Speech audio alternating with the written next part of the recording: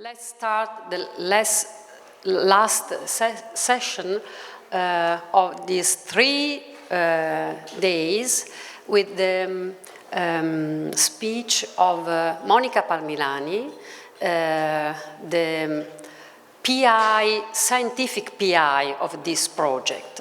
So I thank you Monica for your speech, and please pay attention to her speech. Thank you very much. She is a full professor of the University of Bologna, and she teaches informatic law. Okay, thank you so much to Francesca, to the organizer, to the hoster. Thank you very much for all the effort put in this amazing event. I'm so sorry to not have the possibility to be in there with you, but however, I try to communicate in a very, let me say, communicative way the message that I have for you.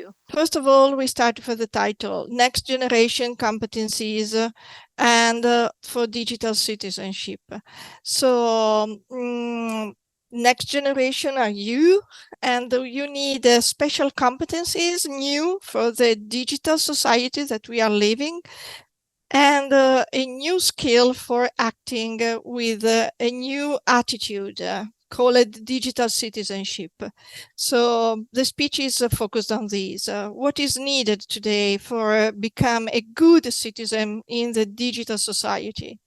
So actually, we are living in the data society. We are contributing with a lot of data using social media, but also navigating in the web and using search engine. And these big data are used by artificial intelligence in anywhere. So now we have more consciousness about that, but also the last 5 years we used this kind of algorithms. When you book a ticket of a flight, there is artificial intelligence back. When you looking for something in the content, in the search engine. So we are really now using a lot of artificial intelligence, and in this data and artificial intelligence society, led by data, led by algorithms, we need a new, different kind of citizenship, more conscious of the risk and more conscious of the opportunities, the amazing opportunities that we can have with these technologies. So we want to have digital citizens that are able to stay in the net in a correct way, to have a good relationship with the peers, to create new content in the respect of the rights, to participate in the institution, in the democracy, and to have the capacity really to decide the future and not only to assist as a passive a spectator and passive people. But we are moving on to another scenario that is virtual or augmented reality. You can see some picture in this slide, and I explain. So the first is used linked with Meta, that is the metaverse. But the second one, the black one here, is the twin model, digital model of the Stadium of Barcelona, that was built in cooperation between Bologna, University of Bologna, Municipality of Bologna, Municipality of Barcelona, and Cineca, that is a big entity with a great computer that can permit to have a twin, a copy, a digital copy of the Stadium of Barcelona, in order to have a simulation of what could happen inside, and so to avoid the risks, avoid the problems, but also to investigate a new marketing or new shop and so. And in this other picture, you can see a so-called smart mirror that using artificial intelligence and big data can show all the opportunities to have dresses, and so time to time I switch because I wanted to give you the opportunity to see. So I not put. You can see probably not to her, but that you see.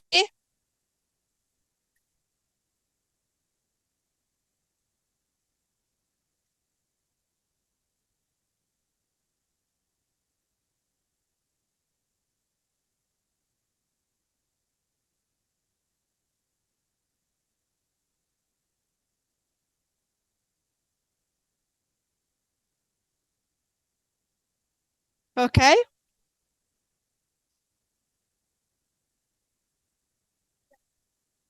Okay, so this is just one application of artificial intelligence and big data that help people to decide better or to try in this case. So this is a new perspective of the future that is the next generation you will have in the future, but not so much in the future because this is exists already now. But we have also not only great opportunities like this, but also problems. And there are some very important problems to tackle, to taking care. One of the most important is to avoid to use this big data for surveillance of the citizen or surveillance by the market, by the big tech or by government, depends. Probably you know who is this. Is Snowden, one of the most important person nowadays that helped the Europe to understand better the super surveillance of the big data. And he was a programmer of the National Security Agency of US, and the National Security Agency, using the purpose of anti-terrorism, collected a huge amount of data coming from all the mobile, of the net, of every social media around the world. And this is too much, exceed to the legal purposes. So at the end, Snowden declared to the Guardian all the story, and now the European Commission at the hand, on the base of these, create a great regulation concerning the management of the personal data. So there is a real risk, both from the big tech, but also by the government, to have a big surveillance. And let me show you statistics that is updated to the last year in November concerning how the social media knows to you. And this is the top 5.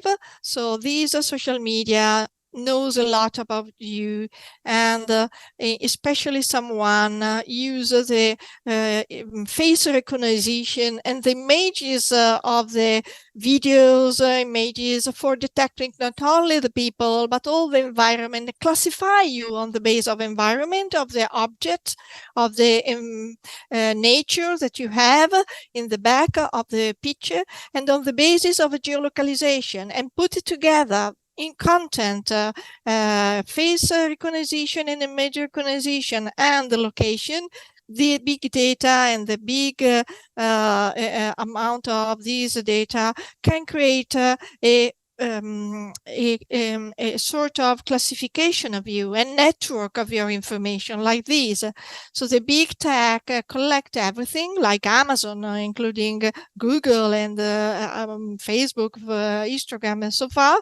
And your identity, digital identity, is based on this collection. So it's super important because we are talking about hate speech, to understand that when we react in an inappropriate way with a bad language, this language is not only an offensive way to have a relationship with the peers or with others, but also affect our digital identity for a long time. So we are classified as a violent people, or not well educated, or with a bad language by all the social media or all the environment. So this is my digital identity, not mine, but is an example of a digital identity that is a mix of all the data collected in the net. And on the basis of my digital identity and my location, my geolocalization, my movement, the social media, but also the big tech, the companies, provide a profile of me. And if I use a bad language in the social media, the profile of mine is not, my profile is not good. And for long term, these not good profile can be crystallized in the net, because it's very difficult to delete this information. And so we risk during especially the young period of our life to have a not appropriate language, but these imprinting, these profile can persist for long time. And this mechanism is called the filter bubble, is very well known. And I have also an example in the net using this tool created by YouTube for make the people more conscious about this mechanism.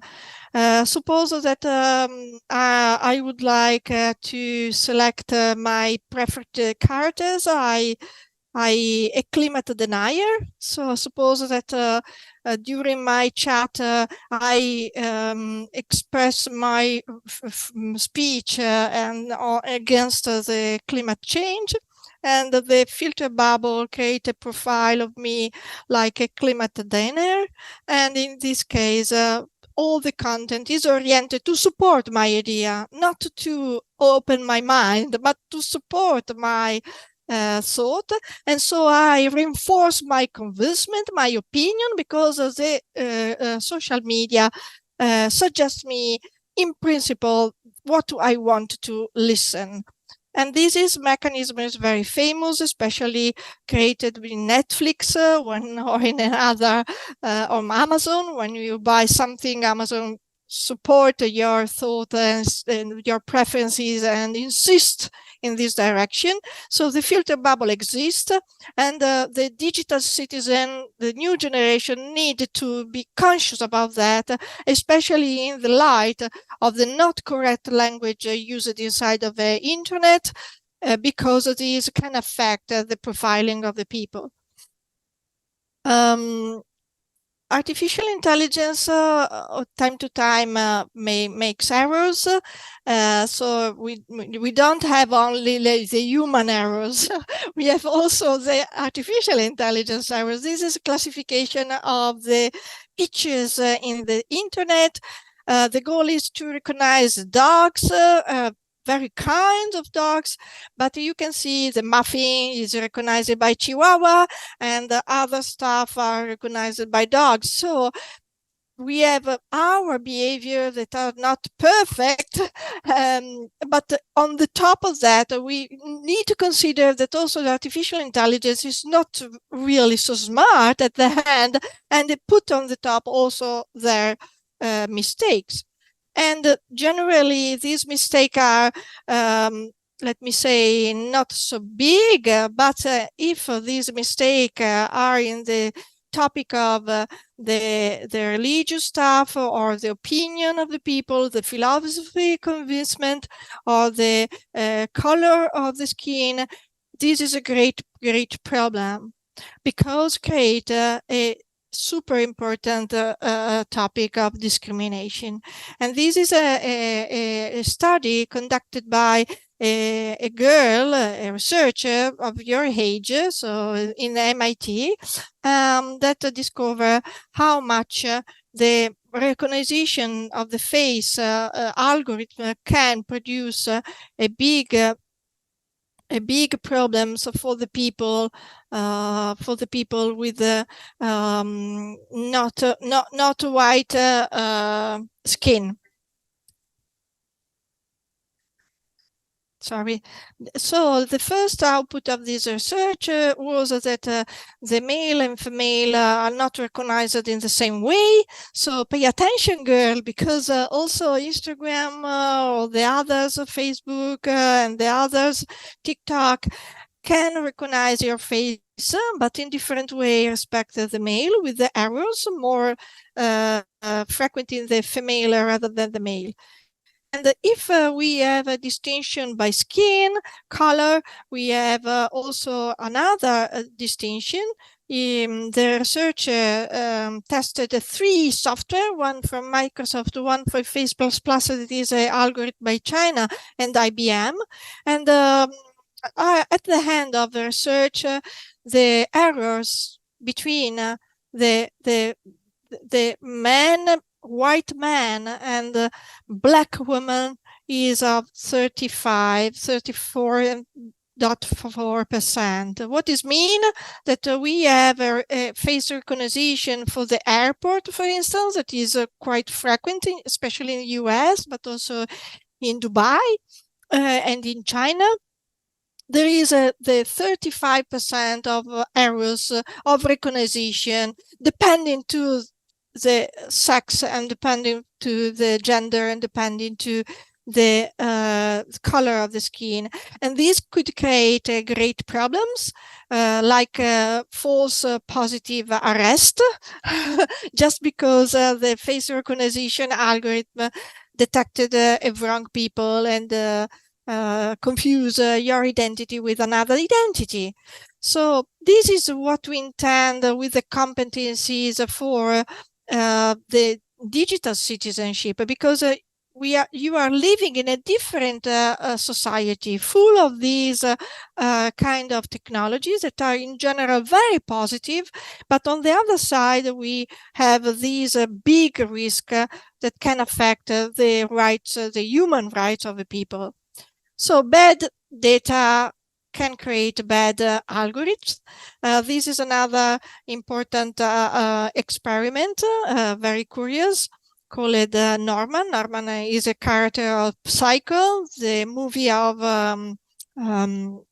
Hitchcock, and this experiment demonstrated that the same algorithm filled up with bad data create a dystopic and neurotic artifact respect the same algorithm that take good data, like I don't know, family movie or something like that. So this is quite important. So bad data and talking about bad language and talking about bad language in the sense of full of fake news or hate speech create such important data set for the artificial intelligence that we can create something bad at the end. So creating hate speech has a lot of impact, a negative impact, not only the action per se, but it is a long crystallization of these important information, all disseminated in all artificial intelligence tools. Okay, this is a Norman West Side, if you wanted to take a look. And this is also the mechanism, so it's quite curious. One artifact educated, well-educated, with a good data answer, what do you can see? And see, oh, it's a vase with the flowers. The same algorithm educated with other movie, say a man is shot at death. So you can imagine how much is important to have a polished language, a correct language, for also producing data set for the artificial intelligence. But nowadays we have another important tool that is called generative AI. The generative AI is you can see, can generate a lot of images, like these, generated by artificial intelligence, that generate from the scratch this kind of new picture, very realistic, but totally fake, or to use algorithm for creating revenge porn, or in this case, I can show you another movie that is very easy to make something with a new Photoshop version that use generative AI for creating the no.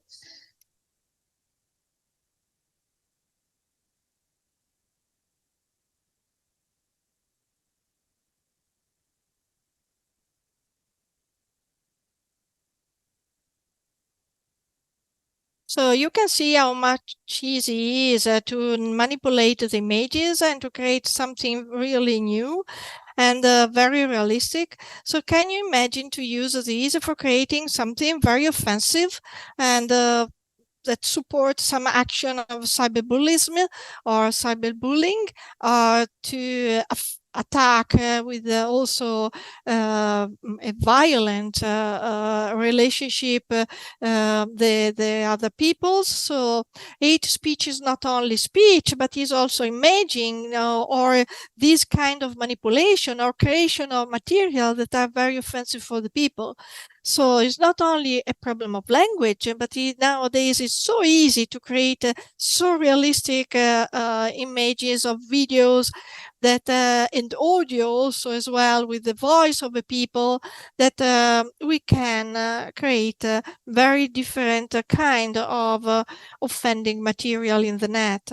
For this reason, digital citizens means to have the skill for acting well like a good citizen in the net. And this is another example of deep fake.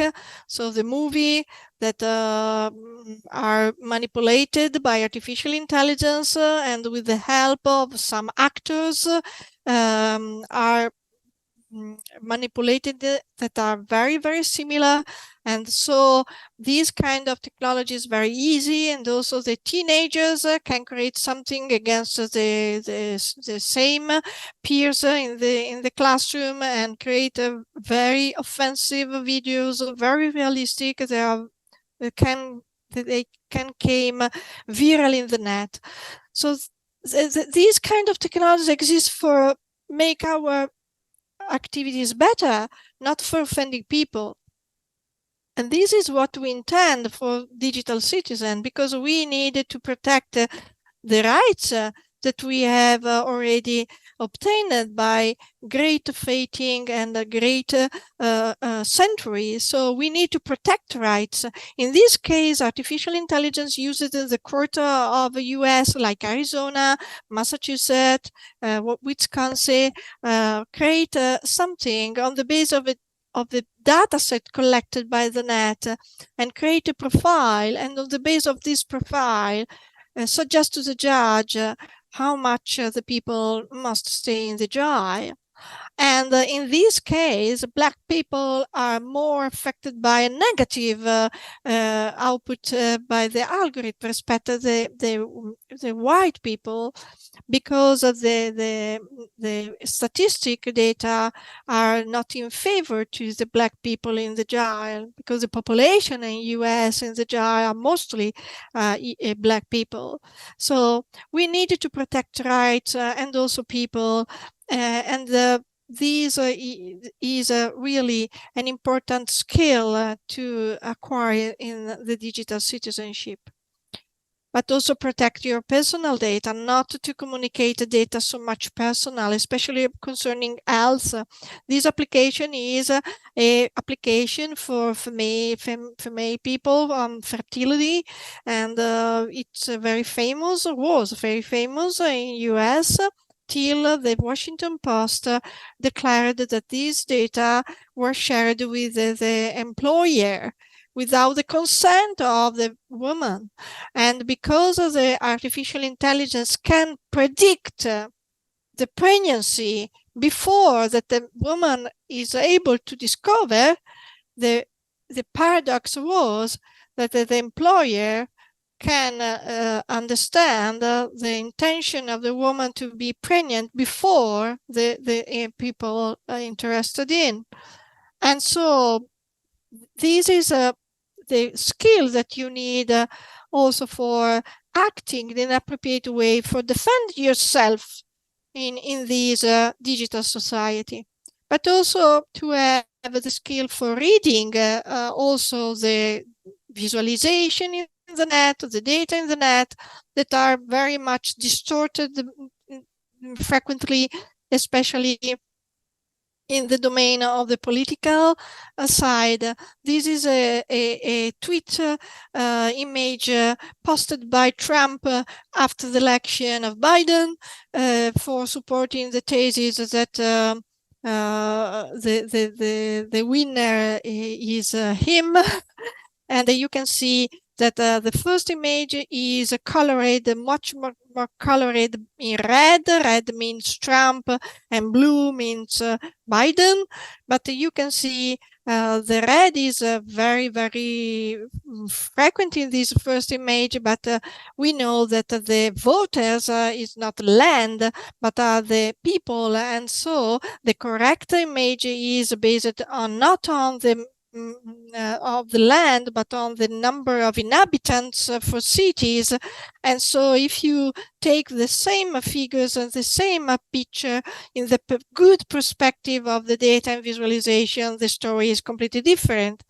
So this kind of manipulation of the data and the visualization is so frequent, and we assisted also during the COVID, unfortunately, to this manipulation. And you, the next generation, must be very smart to debunking, to discover these fake visualization, not to be prone to this kind of errors, because the risk is a democracy. It's not a little stuff, but it's a democracy, the freedom.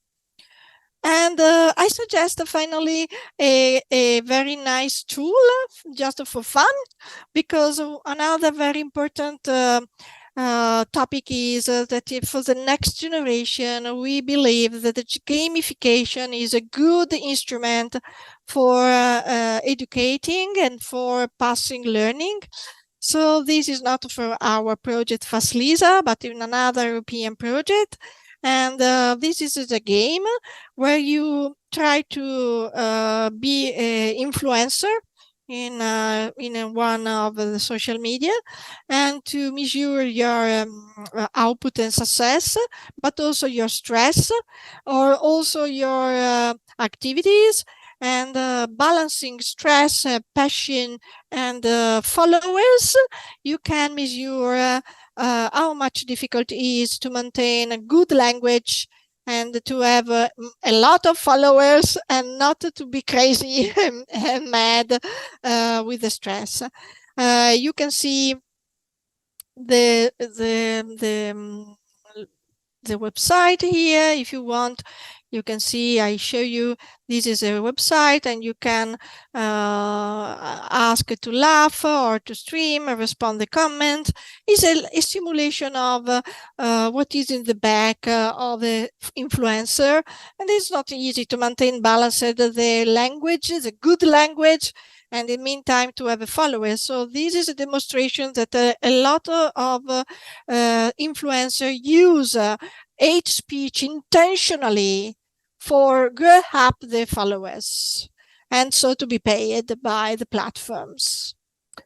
Fortunately, the platforms are now adopting a lot of country measurement, also thanks to the European data strategy. I move the boxes because it's in the middle. The European data strategy are now creating a solid framework, not composed by law, but not limited to law. And you can see the digital right principle bill, a sort of manifesto, in order to create a society digitalized but sustainable and also inclusive, but also with the people in the center participating, and with the freedom of choice in the middle, like a light, and secure and safe. But now I wanted to arrive to the topic of the next generation program of the European Commission, that is composed by these pillars. We want a society, digital people like you, new generation, the adults of the future, very involved in the Green Deal, but also very conscious of the risk and opportunities of a digital environment, that taking care of the health and not to be crazy inside of the net with addiction of internet, but very conscious, respected the environment for any gender and for everyone. So this is a plan of Europe for the next generation, and for this reason we have a tool called a Digital Competencies Framework for Citizens that is emitted by the European Commission, that say that a good digital citizen must have these competencies. Language, first of all, good language, good attitude in language, good scientific knowledge, because without scientific knowledge you can't read in appropriate way the figures or the data, like the Trump picture, the digital competencies, the social competency in the net, and also other important literacy, especially the digital literacy, critical thinking. So be critical, not only to assist in passive way what happened inside of the net, but critical thinking is the very important value. And to have in mind also your digital identity, because it is crystallized in the net. It is very difficult, even if in Europe we have the GDPR, it's very difficult to delete this kind of data. And also digital skills for managing everything with the open eyes and open mind, and also safe for yourself and for the others. So this is what it means to become a digital citizen, for creating a good democracy and also good citizens that can participate to the institutions. So be ready to become digital citizen for protecting data, rights, people, institutions, society, and environment, for making a better future and a better world. Thank you so much. If you have a question, I'm here for you.